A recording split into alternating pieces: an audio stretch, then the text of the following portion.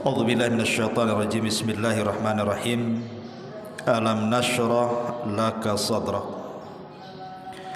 wa wada'na anka wizrak alladhi anqadha dhahrak wa rafa'na laka dhikrak fa inna ma'al usri yusra inna ma'al usri yusra fa idza faragta fansab wa ila rabbika farghab. Bukankah kami telah melapangkan dadamu dan kami pun telah menurunkan beban-beban darimu yang memberatkan punggungmu, dan kami tinggikan sebutan namamu, maka sesungguhnya bersama kesulitan ada kemudahan, dan sesungguhnya bersama kesulitan ada kemudahan. Maka apabila engkau telah selesai dari satu urusan, tetaplah bekerja keras untuk urusan lainnya, dan hanya kepada Tuhanmu lah engkau berharap. Surah Asy-Syarah ini adalah salah satu dari 3 surat dalam juz Amma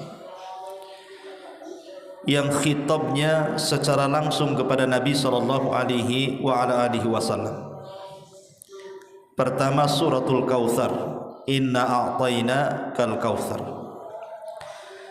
Yang kedua suratul Duha, dan yang ketiga surat Asy-Syarah. Ini 3 surat dalam juz Amma ini bicara soal Nabi, karena khitabnya kepada Nabi SAW. Tapi tentu kaidah Al-Quran sering saya ulang-ulang, al-ibratu bi umumil lafzi la bi khususis sabab.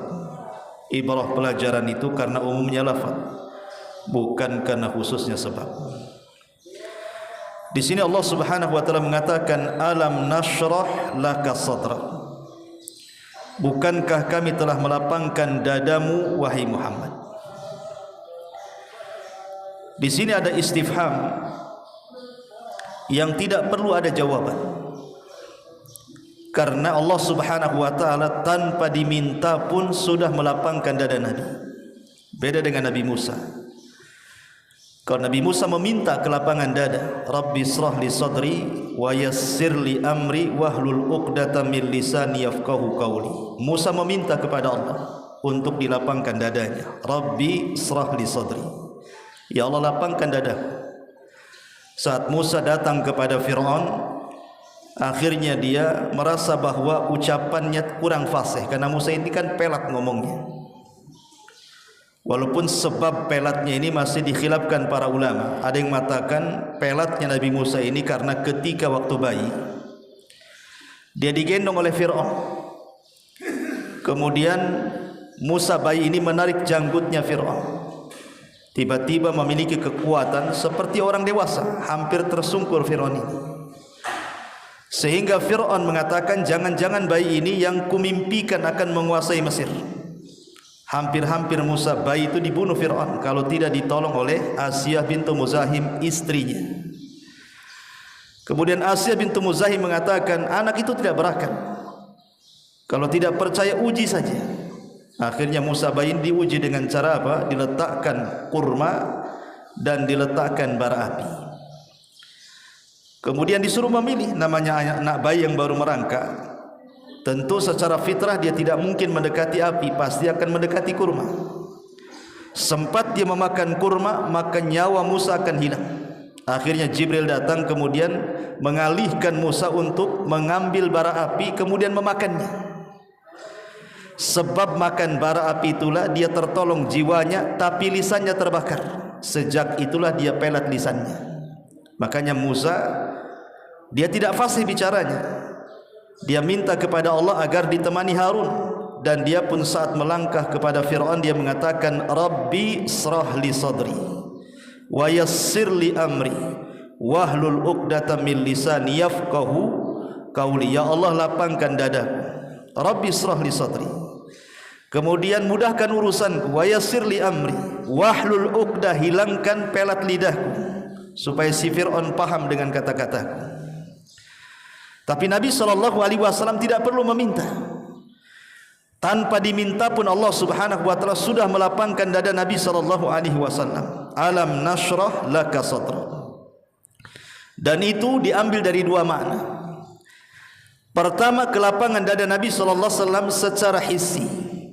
Artinya fisik Nabi sallallahu alaihi wasallam betul-betul dilapangkan dadanya. Dengan cara apa? Dibelah dadanya. Ada khilaf ulama sejarah berapa kali dada Nabi itu dibelah. Ada yang mengatakan 3 kali. Pertama saat di pangkuan Halimah Sa'diyah. Yang kedua saat diangkatnya menjadi Nabi. Dan yang ketiga saat peristiwa Isra dan Mi'raj. Tetapi pendapat yang kuat wallahu alam bahwa Nabi SAW cuma 2 kali dibelah. Pertama sejak kecil saat di pangkuan Halimah Sa'diyah.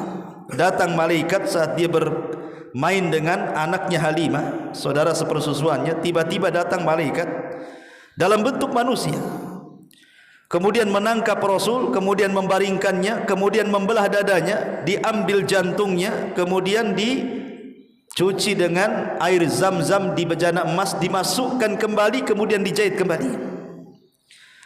Anak Halimah Sa'diyah ini melihat, namanya anak kecil, dia pun berteriak, kemudian melapor kepada ibundanya. Ibundanya datang, rupanya Nabi SAW sudah memerah wajahnya ketakutan, dan di situ ada bekas jahitan. Makanya karena ketakutan itulah, maka Halimah di usia Nabi 6 tahun mengembalikan kepada ibundanya Aminah karena takut. Tetapi ibundanya Aminah mengatakan bahwa anak ini bukan anak biasa. Sejak kecil dan sejak kulahirkan sudah ada keanehan. Tapi Halimah tidak mau. Akhirnya Nabi SAW di usia 6 tahun kembali kepada pangkuan ibundanya Aminah bintu Wahbin. Ini yang pertama. Yang kedua saat peristiwa Isra Mi'raj.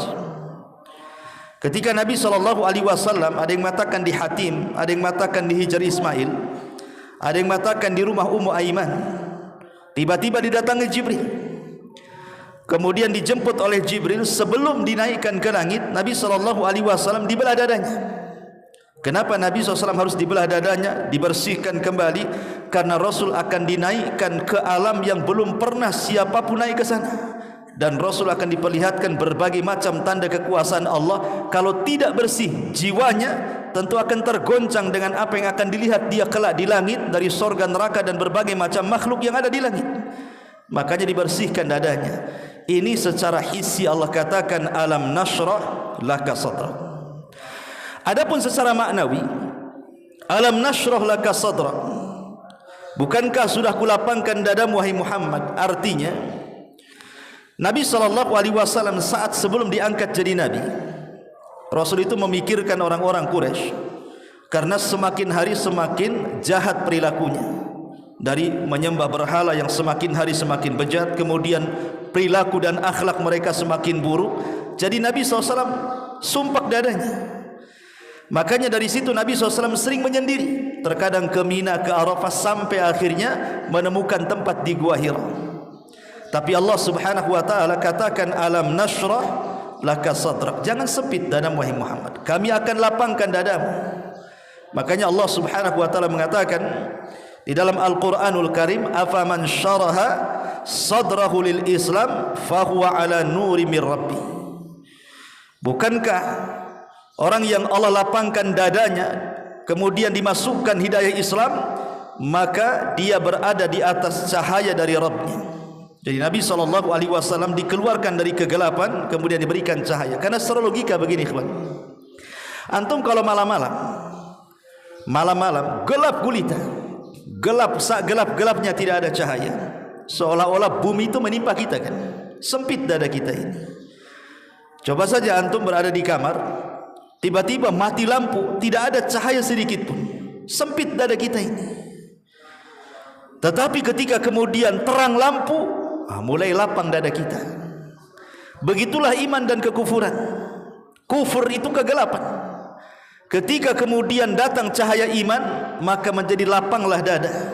Itulah yang dirasakan Nabi SAW ketika melihat kekufuran orang-orang Quraisy ini, sempit dadanya. Tapi ketika Allah Subhanahu wa taala memberikan risalah Islam untuk disebar, maka lapanglah dada Nabi SAW. Dari situ Allah mengatakan alam nashrah laka sadrak, bukankah kami telah lapangkan dadamu wahai Muhammad.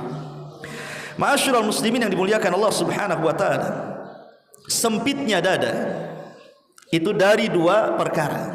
Orang kalau sempit dada itu karena dua perkara. Pertama dari manusia, yang kedua dari syaitan. Antum kalau ada orang yang membicarakan antum, ada yang menghina, ada yang mencaci, memaki, membuli, merendahkan, menggibah, memfitnah dan begitu seterusnya, dada antum sempit. Tidak mungkin antum tidak sempit kan? Sumpek rasanya. Jangankan lagi orang banyak, mungkin yang sudah punya suami istri bertengkar dengan istri saja udah sumpek tuh. Rasanya rumah yang lapang itu jadi sempit tuh. Istri yang cantik pun kayak setan tuh mukanya. Kalau lagi bermasalah kan, sumpek dadanya. Makanya manusia itu bisa menyempitkan dada manusia. Lah ini yang pertama. Ya, sempitnya dada manusia itu karena ucapan manusia. Masalahnya manusia itu tidak mungkin tidak, kecuali pasti akan dibicarakan manusia. Antum di mana saja berada, mau di rumah, mau di luar, mau di mana saja, antum pasti akan berhadapan dengan lisan manusia. Karena sesuatu yang merupakan kepastian bagi manusia itu tiga hal. Pertama, antum akan dibicarakan manusia. Yang kedua, antum tidak akan pernah istirahat di dunia, pasti ada masalah dan musibah. Dan yang ketiga, antum pasti akan mati. Ini tiga perkara yang pasti pada manusia. Lah salah satu yang pasti pada manusia adalah dibicarakan manusia. Jangankan antum, sekelas Nabi SAW saja dibicarakan manusia, padahal akhlaknya luar biasa. Rasul itu shadiqul amin. Tetapi lihat ketika mulai mendakwahkan dakwah Islam, orang-orang mengatakan Rasul itu gila, orang mengatakan Rasul itu tukang sihir, Rasul mengatakan perangkai syair, macam-macam. Makanya Allah mengatakan qad na'lamu annaka yadhiku sadruka yadhiku sadruka bima yaqulun. Allah tahu engkau sempit dadanya. Jadi sekelas Nabi SAW saja merasa sempit dada, apalagi kita. Makanya manusia itu pasti dibicarakan manusia. Sebaik apapun antum pasti dibicarakan manusia, apalagi antum jahat. Antum kalau baik saja dibicarakan orang. Ada orang yang ingin manusia tidak bicara kepada kita, akhirnya antum ngurung diri, kalau bisa jangan bertetangga supaya tidak dibicarakan manusia. Justru antum akan dibicarakan manusia. Ngapain tuh? Jangan-jangan sakit, jangan-jangan kena penyakit jiwa tuh, nggak mau bergaul tuh. Padahal niatnya antum itu supaya tidak bergaul dengan orang, tidak bicarakan manusia, justru jadi objek pembicaraan. Kalau antum umpamanya bergaul, oh supelah dengan orang, setiap hari datang ke tetangga ini, tetangga itu, semua dikelilingi, dibicarakan juga. Itu orang kepo tuh, awas hati-hati itu. Lihat coba kan.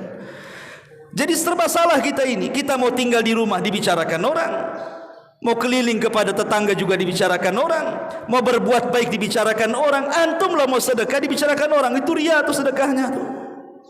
Antum mau sholat ya rajin sholat, kayak ustad aja antum katanya. Macam-macam orang itu yang berbuat baik loh ya, apalagi berbuat jahat. Makanya di antara yang menyempitkan dada itu adalah pembicaraan manusia. Tapi masalahnya ikhwan, antum tidak perlu sempit dada, karena begini. Lihat surah Luqman. Di dalam surah Luqman itu Allah Subhanahu wa taala membicarakan tentang keledai. Apa kata Allah? Inna ankaral aswat la sautul hamir. Sesungguhnya seburuk-buruk suara adalah suara keledai. Allah mengatakan dalam surah Luqman, seburuk-buruk suara adalah suara keledai. Padahal ikhwan, yang menciptakan keledai siapa? Allah. Yang menciptakan suara keledai siapa? Allah juga. Yang mengatakan seburuk-buruk suara keledai siapa? Allah juga. Apa maknanya di sini? Yang menciptakan keledai Allah, yang membuat suara keledai Allah, yang mengatakan seburuk-buruk suara juga keledai Allah juga. Seolah-olah Allah mengatakan ada manusia-manusia itu seperti keledai. Allah menciptakan dia, Allah buat dia bicara, dan Allah juga terkadang mentakdirkan dia juga kemudian mengutuk manusia atau mengeluarkan kata-kata yang tidak pantas. Tentu kehendak dia. Jadi ada orang-orang yang seperti itu ya, kayak keledai gitu ya. Jadi kalau antum umpamanya dibicarakan orang, difitnah orang, keledai, selesai. Ya, selesai itu antum. Tapi jangan dibicarakan itu keledai, bukan begitu. Maksudnya anggap saja seperti keledai. Jangan dibilang dia keledai, bukan. Ya enggak boleh lah kan gitu ya. Artinya anggap itu makhluk seperti keledai yang Allah bicarakan, bahwa ada orang-orang itu yang buruk ngomongnya. Seperti Allah katakan inna angkarul aswad la sautul hamir. Ini yang pertama. Yang kedua syaitan. Syaitanlah yang membuat hati kita sempit. Makanya hanya dengan berzikir kepada Allah Subhanahu wa taala dada kita ini akan lapang. Maka lawanlah syaitan dengan zikir, dengan baca Quran dan begitu seterusnya. Alam nashrah laka sadrak wa wada'na anka wizrak. Dan bukankah kami telah menurunkan atau menghilangkan beban darimu. Artinya beban dakwah Nabi SAW yang begitu berat di masa periode Mekah itu, ketika sampai di kota Madinah Allah Subhanahu wa taala letakkan bebannya. Setelah berdakwah 23 tahun, Mekah dan Madinah dikuasai, maka Islam menyebar di mana-mana, maka Allah Subhanahu wa taala berikan kesenangan kepada Nabi SAW. Ada juga yang mengatakan wa wada'na anka wizrak. Wizrak itu artinya, wizrun itu artinya dosa. Pertanyaannya, mungkinkah seorang nabi melakukan dosa? Mungkinkah seorang nabi melakukan dosa? Kalau yang dimaksud kekufuran, mustahil seorang nabi melakukan kekufuran. Mustahil. Kalau seandainya yang dimaksud dosa besar, mustahil juga nabi itu melakukan dosa besar. Tetapi kalau yang dimaksud dosa kecil, ulama mengatakan mungkin seorang nabi melakukan dosa kecil. Tetapi dosa kecil yang dilakukan Nabi SAW dan para nabi sebelumnya, Allah Subhanahu wa taala angkat dosanya, Allah ampuni. Makanya dosa nabi itu diampuni yang telah, yang sedang dan yang akan datang. Karena terkadang munculnya kesalahan bagi seorang nabi itu karena ijtihadnya seorang nabi. Saya contohkan, ketika Nabi SAW berdakwah kepada pembesar Quraisy dengan tujuan apa? Kalau para pembesar ini masuk Islam, maka dia akan mengajak kabilahnya. Datang orang buta namanya Abdullah ibnu Ummi Maktum. Abdullah ibnu Ummi Maktum ini jelas-jelas ingin masuk Islam, ingin membersihkan jiwanya. Adapun para pembesar Quraisy ini belum tentu masuk Islam. Tetapi Nabi berijtihad, kalau pembesar Quraisy ini masuk Islam akan membawa kaumnya. Sehingga ketika datang Ibnu Ummi Maktum di tengah-tengah Rasul sedang berceramah kepada para pembesar Quraisy, dia pun tidak suka. Akhirnya musam wajahnya. Kemudian berpaling, tidak mau menatap Ibnu Ummi Maktum. Dari sini Allah turunkan ayat Abasa wa tawalla an ja'ahul a'ma. Turun surah Abasa. Rasul bermuka masam kemudian berpaling. Ingat, Rasul itu bukan tipenya yang suka memasamkan muka, tidak. Rasul itu dikenal orangnya suka senyum. Bahkan Rasul mengatakan tabassumuka li akhika sadaqah, senyummu kepada saudaramu sedekah. Dan Rasul adalah manusia yang suka senyum. Tetapi khusus dalam kasus Ibnu Maktum ini, Rasul bermuka masam. Dan ini mukjizat Nabi. Mukjizat Nabi itu tidak pernah bermuka masam seumur hidupnya kecuali satu kali. Saat datang Ibnu Ummi Maktum, itu saja ubusnya Rasul. Kalau kita kan terbalik, ya, muka masamnya banyak, senyumnya sedikit, ya kan? Kalau Nabi SAW senyum terus, muka masamnya sekali saja seumur hidup, kan mukjizat tuh. Mukjizat, ikhwan. Mukjizat luar biasa. Siapa yang bisa senyum terus? Ya, dan itu bentuk akhlak. Akhlak itu kan terbagi 3, wajah, tangan dan badan. Lah salah satunya wajah itu, akhlak yang paling mudah dikenali adalah senyum. Senyum itu akhlak yang paling mudah dikenali. Orang kalau suka senyum, senyumnya manis, kawan. Tapi kalau jarang senyum, sekali senyum pahit rasanya. Ngapain senyum-senyum, mau pinjam uang kan? Gitu ya kan? Orang jarang senyum, mau senyum pula, ngapain senyum-senyum kan itu ya? Artinya bahwa orang yang suka senyum itu salah satu tanda orang berakhlak. Lihat bagaimana Sulaiman alaihi salam ketika melintasi sebuah padang pasir. Di situ ada kerajaan semut. Pimpinan semutnya ini ngomong sama anak buahnya dan mengatakan, ya ayuhan nam udkhulu masakinakum la yakhtimannakum Sulaiman wa junuduhu wa hum la yash'urun. Apa kata pimpinan semut ini? Semut-semut katanya, segera kalian masuk rumah-rumah kalian. Nih Sulaiman dan pasukannya mau datang nih. Kalau sampai menginjak kalian, habis kalian. Dan mereka tidak sadar, jangan salahkan mereka. Sulaiman ini paham bahasa hewan. Dia mendengar tuh ucapan Raja Semut. Apa yang terjadi? Fatabassama dhahikan min qaliha. Sulaiman pun tersenyum. Bayangkan, kata ulama tafsir mengatakan ini salah satu akhlak yang diajarkan Sulaiman. Bagaimana dia bisa tersenyum kepada ucapan semut. Kalau sama semut saja dia bisa senyum, apalagi sama manusia. Ya, tapi jangan pula antum tengok semut di dinding senyum, ngapain? Ya, senyum kayak Sulaiman gitu. Antum gila. Antum ngapain senyum sama semut? Sulaiman paham bahasa semut. Maksud di sini kalau sama semut saja dia senyum, apalagi sama manusia. Ya, jadi intinya bahwa Nabi SAW setiap melakukan kesalahan pasti akan ditegur. Atau contoh yang lain, ketika Rasul berhadapan dengan tawanan Badar. Umar mengatakan, penggal saja lehernya wahai Rasul, dia musuhmu dan musuh Allah katanya. Kata Abu Bakar, jangan, mereka masih ada hubungan kerabat dengan kita wahai Rasul. Lebih baik kita kasih saja setiap satu tawanan sekian uang, tebus saja. Rupanya Rasul lebih cenderung kepada pendapat Abu Bakar, main tebus. Tetapi Allah Subhanahu wa taala kuatkan pendapat Umar. Maka nalin nabi an yakuna lahu asra. Tidak layak bagi seorang nabi punya tawanan. Enggak boleh. Artinya kan Rasul di sini keliru dalam ijtihadnya. Makanya Allah kuatkan pendapat Umar. Sama dengan kasusnya ketika Rasul menyolatkan Abdullah ibn Ubay ibn Salul tokoh munafik. Umar menarik bajunya dan mengatakan, Rasul dia munafik, ngapain kau berdoa? Kata Nabi SAW, kalau aku harus berdoa sekian ribu kali supaya Allah mengampuni si munafik ini, pasti aku akan mengatakan seperti itu. Tapi Allah Subhanahu wa taala turunkan ayat, fala tusalli ala ahadim minhum mata abada. Tidak boleh kau solatkan dan berdoa kepada orang munafik selamanya. Kenapa? Karena innal munafiqina fi darkil asfali minan nar.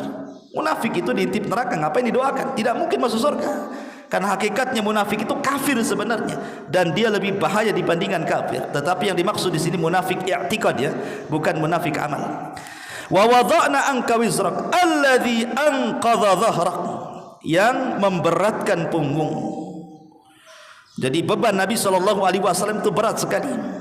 Tetapi Allah Subhanahu wa taala angkat beban dakwah, dan Nabi SAW berhasil menyampaikan Islam sampai ke seantero dunia oleh para sahabatnya, sampai kepada Masjid Daul Ilmi ini. Allah mengatakan, wa rafa'na laka dzikrak, kami angkat laka untukmu dzikrak, penyebutan. Sebagian ulama ada yang mengatakan bahwa kalimat wa rafa'na laka dzikrak ini kasusnya sama ketika kita bicara tentang inna a'tainakal kautsar, ketika mentafsirkan inna syani'aka huwal abtar. Jadi ada seorang musyrik yang menghina Nabi SAW saat kematian putranya beliau Ibrahim. Jadi saat kematian Ibrahim, orang-orang musyrik mengejek Rasul dan mengatakan, fa inna Muhammad qad abtar, Muhammad itu sudah abtar, terputus, enggak akan disebut-sebut namanya. Kenapa? Karena mereka melihat Nabi itu dari sisi nasab. Orang Arab kalau punya anak laki-laki bangga, tapi kalau punya anak perempuan dikubur hidup-hidup. Makanya Allah mengatakan, idza busyira ahadukum bil untha dhalla wajhuhu muswadda wa huwa kadhib. Jadi kalau dihabar gembirakan mereka punya anak perempuan, marah tuh. Terkadang mereka menyembunyikan dan kemudian menguburkan hidup-hidup gitu. Jadi mereka melihat kalau tidak punya nasab laki-laki tidak mungkin diangkat lagi. Kalau antum punya anak perempuan nih, kemudian menikah, kemudian punya anak, antum gak akan disebut. Kenapa? Binnya kepada bapaknya kan. Anak perempuan antum gak akan disebut, pasti kepada bapaknya, kepada kakek laki-lakinya. Lah seolah-olah ketika anak laki-laki Rasul meninggal tidak akan disebut lagi. Mereka orang-orang musyrik tidak sadar bahwa makana Muhammadun aba ahadin min rijalikum. Muhammad itu bukan bapa untuk anak-anaknya saja, tapi dia khatamul anbiya, dia adalah penutup para nabi. Sebagaimana istri-istrinya Ummul Mukminin, ibunya orang-orang yang beriman, maka Rasul bapa orang-orang yang beriman. Jadi Nabi itu bukan bapa bagi anak-anaknya saja, tapi dia bapa bagi seluruh kaum mukminin. Makanya istrinya disebut ummul mukminin, ibunya orang-orang yang beriman. Berarti Rasul bapaknya orang-orang yang beriman. Orang-orang musyrik tidak sadar. Makanya Allah mengatakan wa rafa'na laka dzikra. Kami angkat penyebutan. Makanya kalau kita lihat nama Muhammad itu, tidak ada manusia yang namanya disebut di langit, yang namanya disebut di bumi, kecuali nama Muhammad sallallahu alaihi wasallam. Innallaha wa malaikatahu yusalluna 'alan nabi. Sesungguhnya Allah dan seluruh malaikatnya, mereka bersalawat kepada Nabi. Bersalawat kepada Nabi menyebut nama Nabi. Berapa jumlah para malaikat? Wa ma ya'lamu junuda rabbika illahu. Tidak ada yang tahu jumlah para malaikat kecuali Allah. Semua malaikat bersalawat kepada Nabi. Artinya semua malaikat kenal nama Nabi. Bukan hanya itu saja. Semua tumbuh-tumbuhan, semua hewan-hewan, sampai semut dalam lubangnya, sampai ikan di dalam lautan, dalam sungai, semua menyebut nama Nabi. Karena Rasul yang mengatakan bahwa seluruh malaikat, sampai kepada semut di dalam lubangnya, sampai kepada ikan di dalam lautannya, la yusalluna ala muallimin nas al khaira. Mereka akan bersalawat kepada orang yang mengajarkan kebaikan, dan Nabi adalah manusia pertama yang mengajarkan kebaikan. Artinya dia disebut semua makhluk. Makanya Allah mengatakan wa rafa'na laka dzikra. Siapa yang tidak kenal Nabi? Semua kenal Nabi. Bahkan di dunia ini nama yang paling banyak adalah Muhammad. Satu dunia, baik di benua Afrika, di benua Eropa, di benua Asia, di satu dunia nama Muhammad itu nama terbanyak. Bahkan orang kafir sekalipun ada yang memberi nama anaknya Muhammad. Tetapi tidak ada satupun musuh-musuh Nabi SAW yang mengatakan kepada Rasul innahu abtar, Rasul akan terputus nasabnya. Rupanya semua musuh Nabi tidak disebut-sebut kecuali dalam rangka celaan.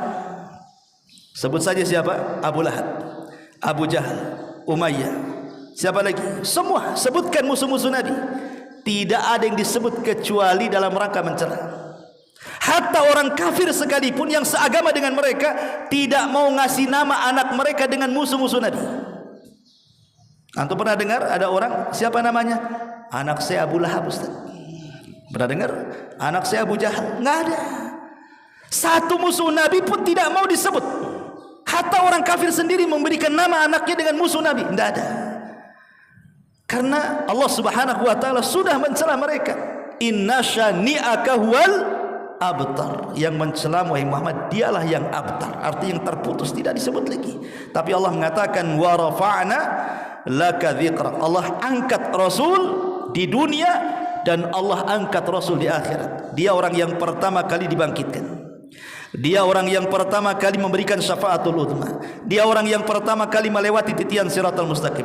Dia orang yang pertama kali membuka pintu sorga, dan dia pula orang yang pertama kali masuk sorga. Ana awal man aftatihu babal jannah. Artinya Rasul diangkat di dunia dan juga di akhirat. Fa inna ma'al usri yusran, inna ma'al usri yusra. Ini bukan pengulangan.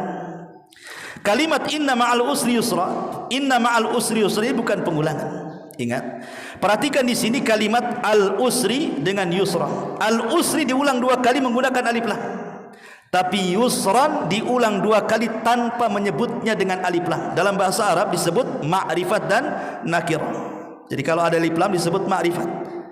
Untuk belajar bahasa Arab kan, tanda-tanda isim ma'rifat kemasukan alif lam, tanda-tanda isim nakirah karena ada tanwin. Kalau ada alif lam ma'rifat, kalau ada tanwin nakirah. Ketika Allah mengatakan inna ma'al usri yusra, pakai alif lam. Kemudian kalimat yang kedua ma'al usri yusra, pakai alif lam.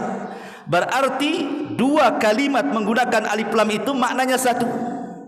Tapi yusron itu menggunakan nakirah. Berarti yusron yang pertama bukan yusron yang kedua. Tapi kalau al-usri yang pertama adalah usri yang kedua. Maknanya apa? Setiap kesulitan itu pasti ada dua kemudahan. Kata Abdullah ibn Abbas, la yaglibul yusru usraini. Tidak mungkin kemudahan itu dikalahkan dengan dua kesulitan. Tetapi sebaliknya, setiap kesulitan itu pasti ada dua kemudahan, tiga kemudahan, empat kemudahan, dan begitu seterusnya. Artinya apa di sini? Jangan pernah menyempitkan dada. Dalam setiap kesulitan apapun yang antum hadapi, pasti akan datang kemudahan. Tidak mungkin Allah itu menciptakan manusia dalam satu kondisi. Tidak mungkin. Wa tilkal ayyam nudawiluha bainan nas. Yang namanya manusia itu terkadang menangis, terkadang tersenyum. Terkadang bahagia, terkadang sengsara. Terkadang susah, terkadang senang. Terkadang terpisah, terkadang terkumpul. Itu wajib bagi manusia. Tapi intinya bahwa satu kesedihan akan ada dua ketertawaan, satu kesulitan akan ada dua kebahagiaan, dan begitu seterusnya. Ini janji Allah Subhanahu wa taala. Supaya apa? Supaya alam nashrah laka sadrak, supaya dada kita tenang bahwa Allah itu lebih banyak memberikan kebahagiaan dibandingkan kesulitan. Kesulitan itu ujian. Bahkan terkadang kesulitan itu bagi seorang yang beriman adalah kemudahan. Contoh, Allah Rasul mengatakan, ajaban li amril mu'min. Sungguh heran perkaranya seorang mukmin itu.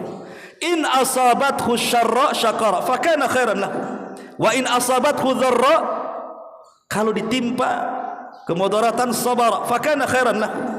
Seorang mukmin itu tidak peduli, mau datang kepadanya nikmat tetap bersyukur, mau datang kepada mereka musibah tetap bersabar. Dua-duanya baik bagi seorang mukmin, karena sabar itu salah satu yang bisa melapangkan dada. Orang kalau tidak sabar tidak akan lapang dadanya. Makanya Nabi SAW diberikan kesabaran sampai kepada tingkat ulul azmi. Nabi itu kenapa disebut ulul azmi? Karena tingkat kesabarannya luar biasa. Bagaimana celaan manusia tidak dianggap oleh Nabi.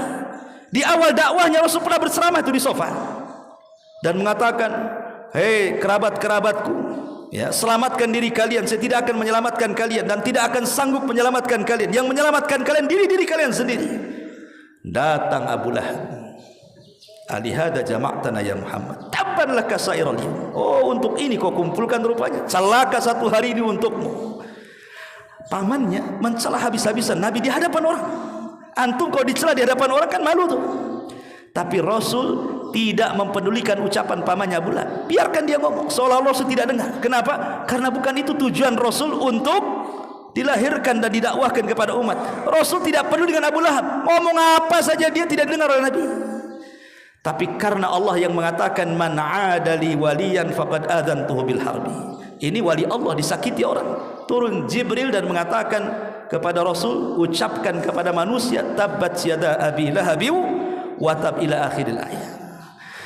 Kemudian Allah mengatakan, wa rafa'na laka dzikra fa inna ma'al usri yusra, inna ma'al usri yusra, fa idza faragta fansab.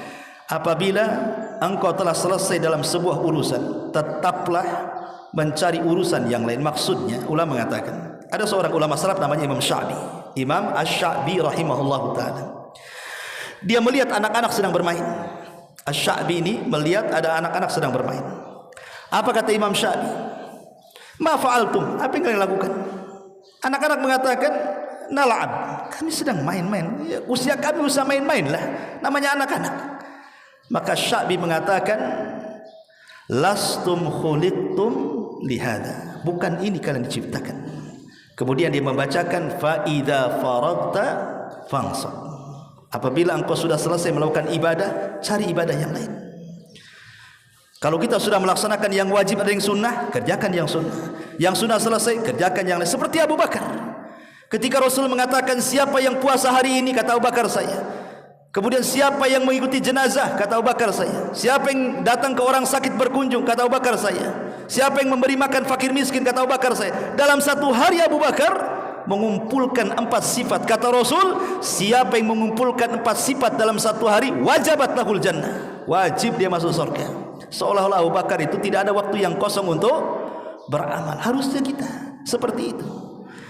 Tapi kebanyakan kita kan tidak. Okelah, ada sebagian orang yang bekerja keras dari pagi sampai sore, tidak sempat hadir di majelis taklim, pulang sudah lelah, letih, capek gitu kan. Tapi ada orang yang pengangguran, artinya waktu faragh itu ada bagi dia kan. Ada orang yang nganggur dari pagi sampai sore gitu, ya tidak ngapa-ngapain juga gitu, ya tidak hadir di majelis taklim, ya tidak baca Quran, tidak ini, tidak itu, seolah-olah waktu begitu saja. Padahal Allah Rasul mengatakan, ni'matani magbunun katsirun minan nas, ni'matani magbunun katsirun minan nas, al faragh was siha. Dua nikmat yang dilupakan manusia, kebanyakan manusia melupakannya. Yang pertama al-farag. Farag itu artinya waktu luang.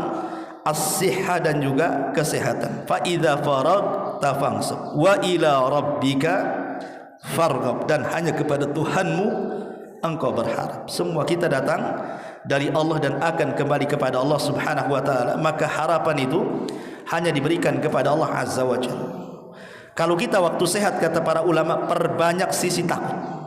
Kalau kita lagi sehat, perbanyak sisi takut. Tapi kalau kita lagi sakit keras dan mungkin mendekati ajal kita, perbanyak harap kepada Allah. Karena namanya al-khauf war raja, itu sesuatu yang tidak boleh ditinggalkan seorang mukmin, karena keduanya sayap, dan al-mahabbah itu tengah-tengahnya. Makanya di antara satu sunnah, kalau antum berkunjung kepada orang sakit, kalau ada orang sakit yang sudah parah, apa yang harus dilakukan? Antum harus hibur orang sakit itu. Sebutkan kebaikannya, jangan menyebut keburukannya. Sebutkan kebaikan dia. Jadi kalau antum punya kawan sakit parah gitu kan, sebutkan kebaikannya. Oh, kamu ini orang baik, jangan mati dulu gitu ya. Ingat enggak kita sering ngaji, sering ini, sebutkan kebaikan.